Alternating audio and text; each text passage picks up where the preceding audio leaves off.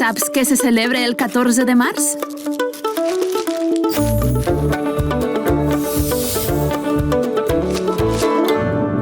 Ja sigui una pizza o una rotonda, tots els cercles i circumferències del món estan relacionats pel nombre pi.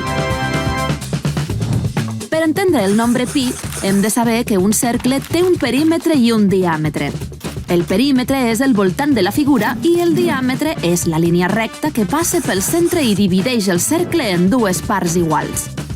El nombre pi és un valor matemàtic que representa la relació entre el perímetre i el diàmetre. El perímetre d'aquesta pizza mesura 91,1 centímetres i el seu diàmetre és de 29 centímetres. Si dividim el perímetre pel diàmetre ens dona aproximadament 3,14. El perímetre del cercle és de 49,95 mil·límetres i el diàmetre és de 15,90 mil·límetres. Si fem la mateixa operació que hem fet amb la pizza, ens dona també aproximadament 3,14. Fes-ho tu mateix. Si agafes qualsevol objecte rodó de casa teva, per exemple, una tassa com aquesta, en mesures el perímetre i el divideixes pel seu diàmetre, quan et dona? Segurament, aproximadament, 3,14.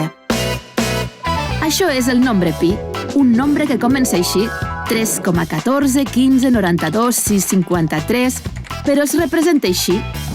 El nombre pi és una constant. Si agafes el diàmetre de la circumferència i el poses al perímetre, sempre necessitaràs 3 diàmetres i una mica més per completar la volta.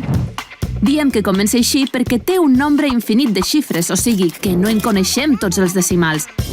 De fet, l'any 2022, la informàtica Emma Haruka Iwao va batre el rècord de descobrir decimals del nombre pi. En va descobrir 100 bilions i ni així no els va acabar.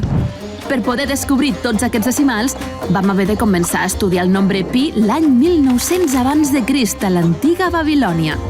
Llavors, li donaven un valor de 3,125. El següent referent el trobem a l'antic Egipte, al papir de Rind, on se li donava un valor de 3,16. A mesura que les civilitzacions van anar avançant, també van anar descobrint més sobre el nombre pi, fins que Arquímedes, a l'antiga Grècia, va anar dibuixant polígons dins i fora de la circumferència i va arribar a l'aproximació de 3,1418. Una de les particularitats del nombre pi és que és un nombre irracional. Un nombre irracional és un nombre que no podem expressar amb fraccions de dos nombres enters. Els números poden ser expressats per fraccions 0,5, com una meitat, 1,5, com a 3 mitjos. En canvi, el nombre pi no el podem representar amb cap fracció. El matemàtic Zhu Chongji, a finals del segle V, va proposar dues aproximacions, 22 setens i 355 centretzens. Aquesta última aproximació era tan acurada que no es va igualar fins 900 anys més tard. El nombre pi és un nombre molt especial i, a part de les seves aplicacions en geometria, té moltíssimes més aplicacions. En enginyeria, el nombre pi es fa servir per calcular la resistència dels ponts, les torres i els edificis de base circular, i en física s'utilitza per calcular les propietats de les ones. Com podeu veure, pi és un nombre únic en molts aspectes i per això se li dedica un dia. Cronotest! Podries endevinar quin és?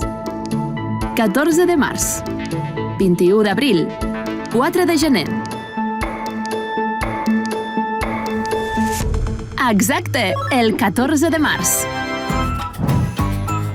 En format americà, els mesos es posen abans del dia, a diferència d'aquí, que posem primer el dia i després el mes. El 14 de març en el calendari americà és el 314, o dit d'altra manera, el dia del nombre pi.